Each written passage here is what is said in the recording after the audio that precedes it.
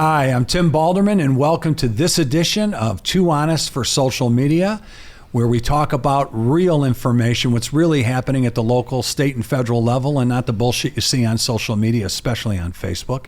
We try to give you real information so you can listen to it and develop your own opinions on it.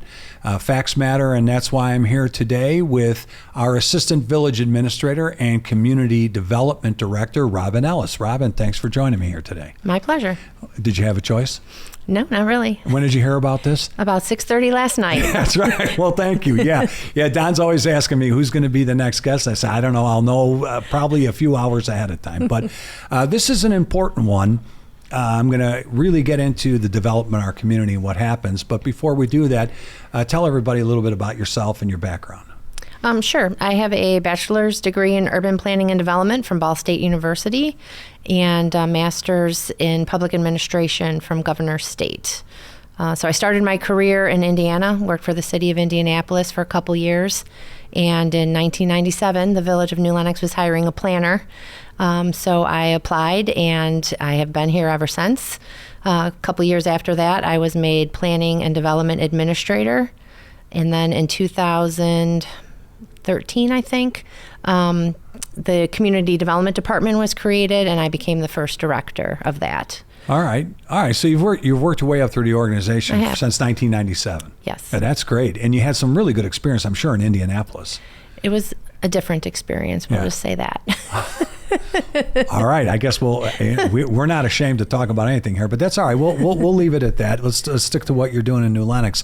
I know when I first got elected in 2001 as a trustee, you were already serving, of course, and you were a staple at our board meetings. Most of it, because we've been a growing community for that long, revolved around what you do. So talk about your departments. Who's all under you now since 2013? So the community development department includes building, engineering, economic development, and planning. So pretty much anything that gets built, some part of my department has touched it, reviewed it, approved it, inspected it. And that includes roads and infrastructure as well. As part of new subdivisions and new developments, yes. Yeah, absolutely. Well, that's great. All right, so you got quite a few people working for you down there. You've got a great staff. They work really, really hard. Let's jump right in, because it's interesting when you're on social media, of course. When Will was here and we were talking about engineering, we talked about all the resident engineers of Facebook. Development is the same way. People say, why is the village building this here? Why are they allowing that to be built? So I had in a previous podcast talked about a comprehensive plan, but I didn't go into any detail. Why don't you tell everybody what a comprehensive plan is and why a community would have that? Yeah, so the comprehensive plan is kind of the blueprint for the future. We look at every parcel that's not only in the village limits now, but could be in the village limit in the future. We do have boundary agreements with all of our surrounding communities, so we know ultimately how big we can be. So that's important for, compatibility of land uses, continuity of road networks, provision of utilities. So it basically assigns a land use to every parcel within our planning area. And then there's also subsections that deal with transportation, open space, preservation of natural areas, and things like that. So that's really where we go to initially when somebody comes to us with a proposal for a parcel of land, is what land use is recommended in our comprehensive plan. All right, so that deals with zoning, right? I mean, talk a little bit about zoning. Yeah, so like the land use plan may say single family residential, and that could be a number of zoning districts. So every land that's in the village has a zoning classification to it. We've got, I think, 6 or 7 residential, 7 commercial. With the hospital, we created a new district for, because that was so unique. But then each of those districts has a list of permitted uses, setbacks, parking requirements, things like that. So it's all laid out that way with the appropriate zoning in this comprehensive plan. But as time goes on, like you said, it's all in our plan area. Some areas we can't even grow in, right, because they're not contiguous to our village limits yet. So things happen over time and they change. And, it's not, if it's on Route 30, if it's on Laraway, you have a pretty good idea of what's going to happen there. But when somebody wants to change, let's say something is zoned residential, but the area is really not conducive for that anymore, they don't feel it is, what's the process they have to go through if they want to change that?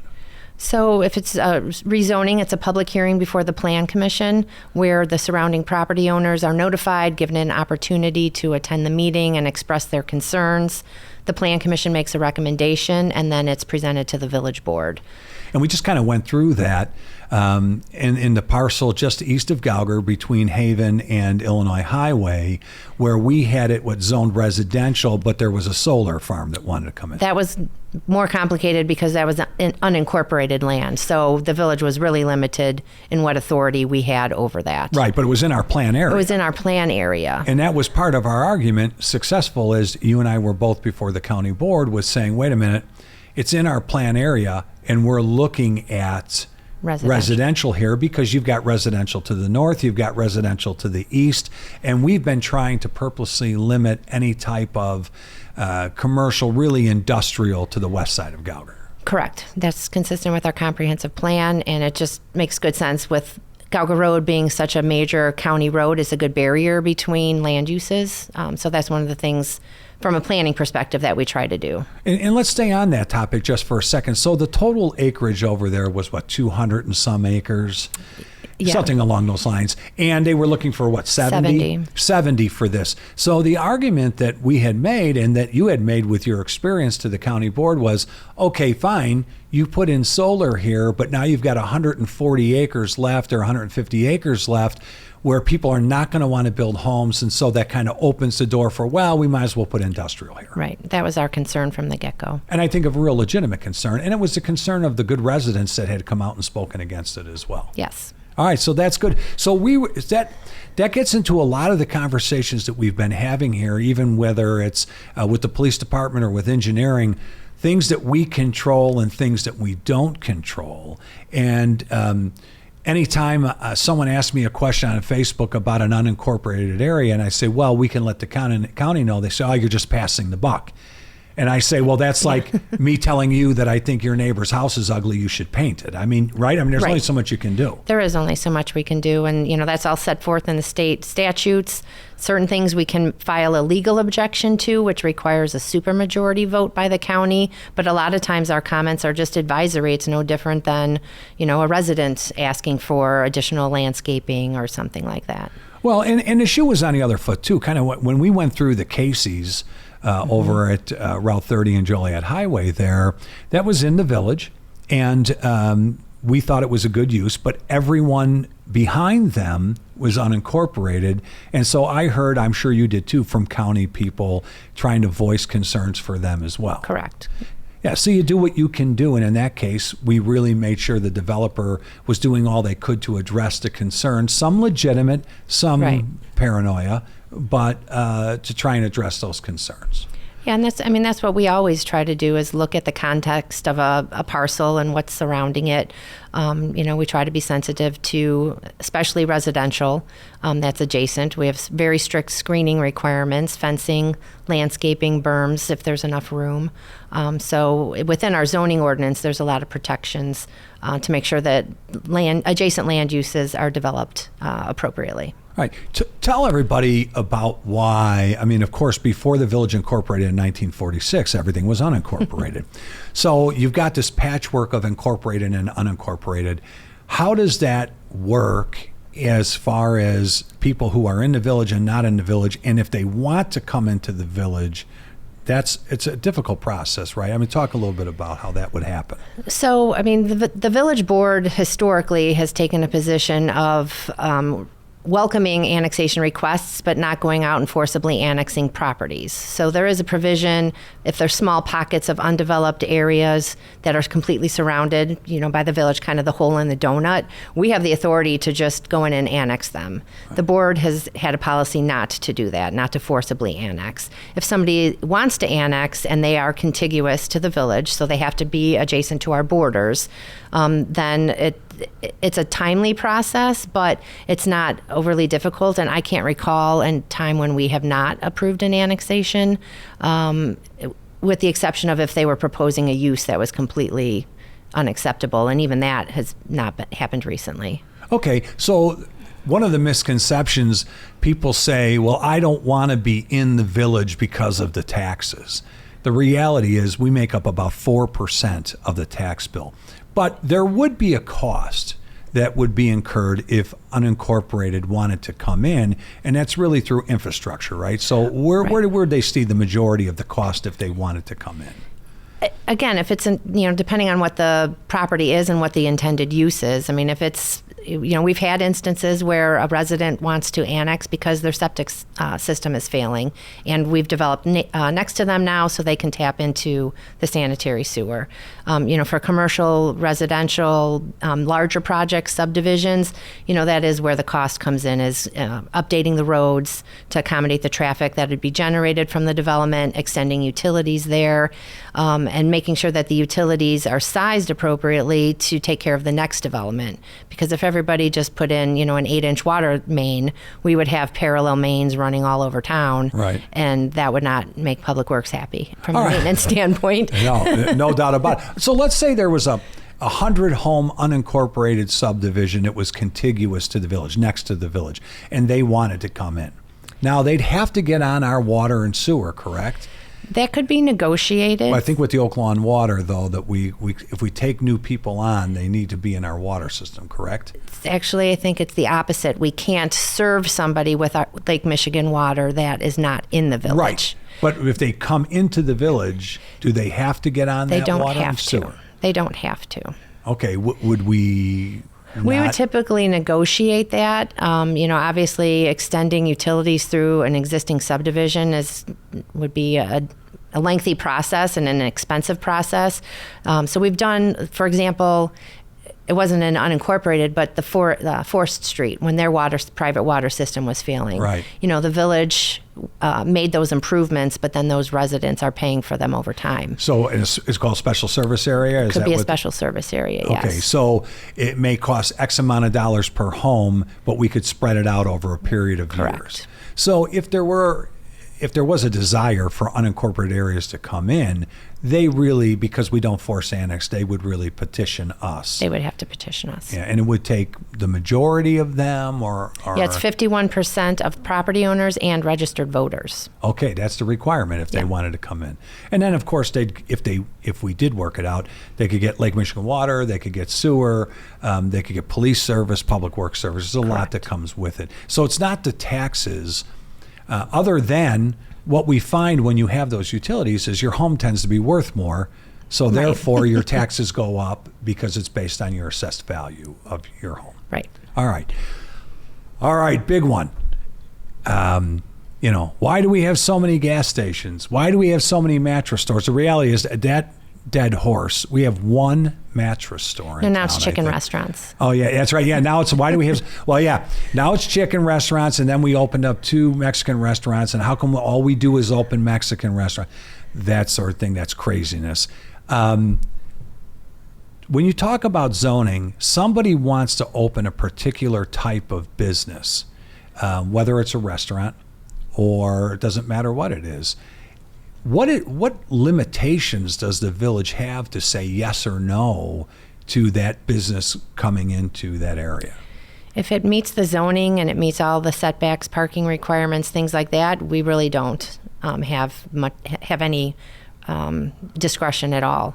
That's why you can have McDonald's next to Burger King, next to, whatever other fast food, because the zoning classifications and the permitted uses are very general. Like it'll say sit down restaurant, or drive through restaurant, or retail. I mean, that's how broad some of those categories are, because whether it's a clothing store or a shoe store or a stationery store, which I don't even know if they make those anymore, but, a Hallmark store, that's just general retail, and the impact, on parking and utilities and the adjacent property owners is presumed to be the same. So there's not a need to differentiate. Now, when you get into automotive uses, gas stations, the Jiffy Lubes and other Service type, service stations, Discount Tire, things like that. Those are more specifically called out and only allowed in more intense commercial uses. But for the most districts. part, if somebody has a strip mall, if you own a strip mall and it's got 6 storefronts or 7 storefronts, and they want to put something in, if it meets the zoning, it doesn't matter whether we want it there or not. Right. We're really limited as to what you can do. We are. We assume that they're business people and they've done their market research and determined that they can be successful even with a similar business next door or across the street. And we have really no discretion to stop them. Well, and we really don't want to. I mean, this is America. People have a right to do that.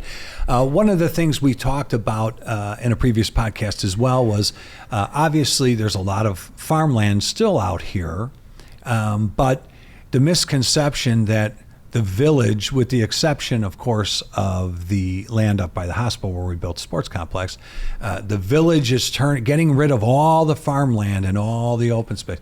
That's not what happens. No. What happens? What happens is somebody approaches the farmer, gives them a price they can't refuse, and comes through our approval process. And I mean, we don't invest in the project in any way. And when it's a successful development, yes, we'll get some revenues, and the business community benefits by those additional residents, shopping, eating. And coming in. Yeah, but it's not something that we control. So the good thing is that the village can, and we do, and in one of these podcasts, of course, we'll sit with Nancy and talk about soliciting businesses, but you're obviously very familiar with that. It's under your purview there. We do ask some businesses to come in. We solicit them, try and get them here. But for the most part, we really are limited into what we can and cannot do with land. Correct. And even when we solicit businesses, if we don't own the property that we're trying to get them into, we can't always broker a deal. Right. Yeah, that's right. We don't make the decision. There were some vacant buildings along Route 30, and fortunately, most of them have been filled up. But when it was, take for example, the TJ's or the Pizza Hut that sat vacant forever, and everybody said, well, why are you putting a business over here? Why don't you put it where the vacant Pizza Hut is? And we can't because the property owner had their price that they wanted to, earn from the property, and they were non-negotiable with that. And if the other business can find a better deal, that's kind of the American way. That is the American way. That's exactly. You don't want your government having that kind of control where you tell people they have to sell their property or dictate that kind of thing. In all the years that we've been together, which is now 24 years, with the 2 years I went to the school board, but 24 years, we had to do forced annexation to get access over by the Pete's and the Cooper's Hawk on that small section of road. It wasn't forced annexation. It was eminent domain. Eminent domain. Eminent domain. That's what I meant. And we had to go through that process on Nelson Road. Correct. To connect Nelson. But those were for driveways. One was for access, and the other one was for crosstown access. Eminent domain, where we took land, and that's twice in 24 years. Am I missing any others? Not that I've been involved in. Yeah, and well, you would have been. Right. So, I mean, really, with that eminent domain, we don't take land. We've talked before about the 18 acres that's just west of the Commons here, where we spent money and developed a plan for something that would be good. Brought in the home or the landowners. They sat in on it, liked the plan, but ultimately decided not to sell. And we take the position that we're not going to take someone's land for development purposes. Correct. Right, and that's always been Yes. where we've been. All right, what are some of the things that you're out there on social media? You're seeing things like normal people. Most of the time, you're on social media talking about your kids and their success and what they're doing, which is wonderful. They're doing great, and that. But I'm sure you come across the misconceptions and some of the misstatements, misinformation that you see out there. What are some of those things that are frustrating for you? Well, you kind of alluded to it. Like, why is the village keeping that building vacant? Because I think people will hear rumors that a business was interested, and they just assume that the village is stopping it, or we're not granting permits. I always say, I wish I could put a sign in front of those properties that kind of says what the issue is, whose decision it ultimately is. Yes. And, the village's position on it. But that's one of my biggest frustrations is that people just assume that the village has all of this control over every piece of property in the village, or even the people. It's like my neighbor put up a fence without a permit. Okay, we can follow up on that, but it's not like we drive through town every day looking for people doing work and have immediate access to every building permit that's been issued out there. Yeah, you couldn't. No. It's too big. So, Yeah. We try to follow up when we are made aware of an issue, but, to, think that we're not enforcing our codes, there's only a set amount of people and we can't be everywhere all at once. I know. No matter what you do, there's one guy, Billy B, this is for you, my friend, who was upset because a stop sign was put in his neighborhood. It went through PTAB, through Parking Traffic Advisory Board, went through the process, and he was upset, so he just will not let it go. He's incessantly bitching about this stop sign. But there is a process that people go through. And the rest of his neighbors must have requested it. Yeah. Otherwise, it wouldn't be there. Well, yes, and if they did or they didn't, I haven't heard from anyone other than him. But now, anytime there's anything that I'm posting on the village or whatever, he has a mad emoji or a laughing emoji just because he's so pissed about this stop sign. So what are you going to do? But there's a process that goes through. I didn't just drive through town and say, go put a stop sign over there. Right. And all of that comes through you. So you talked about permits too. We touched on this previously with Mark Brow was in here, but the need for permits and why we do that. So why are we making people go through this process? So, there's a number of codes that the International Building Council has, or International Code Council has adopted, that just general safety standards for, if you're building a deck, how far the supports have to be, how far the support posts have to be in the ground, depending on where you are in the country, even that matters. But, our goal is to protect the public health, safety, and welfare and make sure that things are constructed correctly. And really, it also protects the residents, especially if they're hiring a contractor. They want to feel comfortable that they're hiring somebody that's qualified and is doing the project correctly as well. And it's licensed and bonded. Correct. And that we've checked them out. Correct. Yeah. All right. Well, Robin, you are at the majority of the meetings. You are the one who speaks the most of the staff members, of course, because of everything you have under your department and because of the way the town is growing, the development of the community. And that's really important.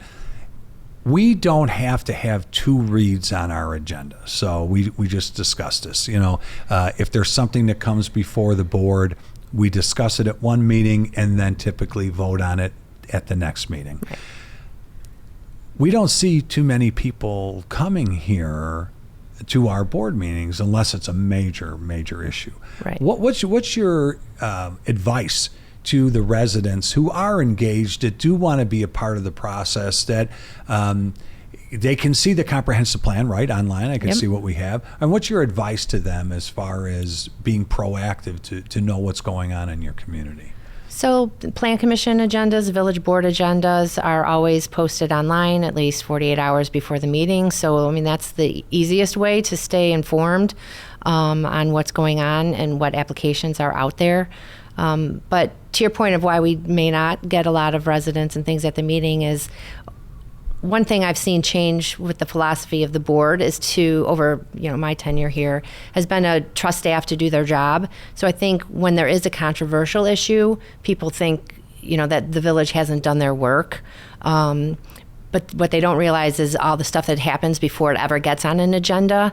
We're always willing to meet with somebody with just maybe a little bit more than a napkin sketch, but sometimes not more than that. Right. And, just kind of walk them through the process, talk about what, the requirements are. And then we try to do as much work so that when it does go for that public hearing before the Plan Commission or go before the village board, it's in a position where staff can support it. And we've worked out all of the issues and brought the best project forward. That's really a good point. Yeah, that is really a good point, because you know me and you know our board and you know what our expectations are.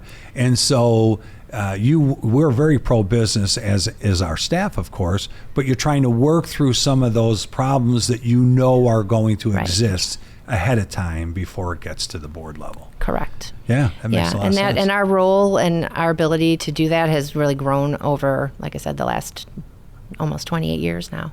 All right. Well, we're seeing a lot of growth here still. As we've talked about before, there's about 43 square miles ultimately that could be built out. That population one day could reach 90,000 people or whatever, depending on how the growth comes.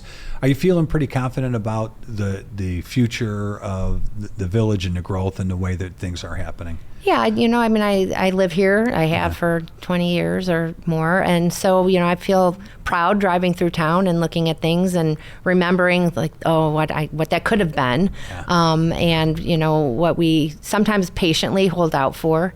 And other times we just work very closely with the property owners and the developers to get the best product for the village. So I feel very proud of how we've grown over time.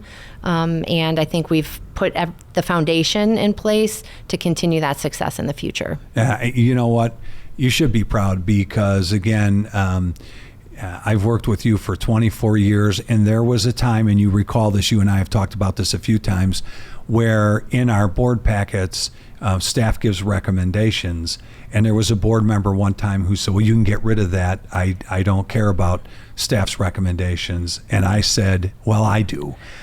We need professionals like you to do what you're doing, and you have played a huge part in the growth and success of our town. So we're really grateful for that. Thank you. Yeah, no, we really, you do a wonderful job. All of our staff does a great job, but you are most certainly, with your historical knowledge, with your expertise, you are a huge, huge part of the village's success now, and hopefully for a few more years in the future, or keep you around for a little while. You're going to stay around for a while. We'll keep you around as long as you want. It's a matter of how long you're going to stay around, but we're going to talk about that and make sure we keep you here a little bit longer than you even have to. Sound good? Yeah, sounds good. All right. Well, I appreciate you being here today. I appreciate all of you watching this episode of Too Honest for Social Media. Make sure you stay tuned for the next one so you can get more straight facts.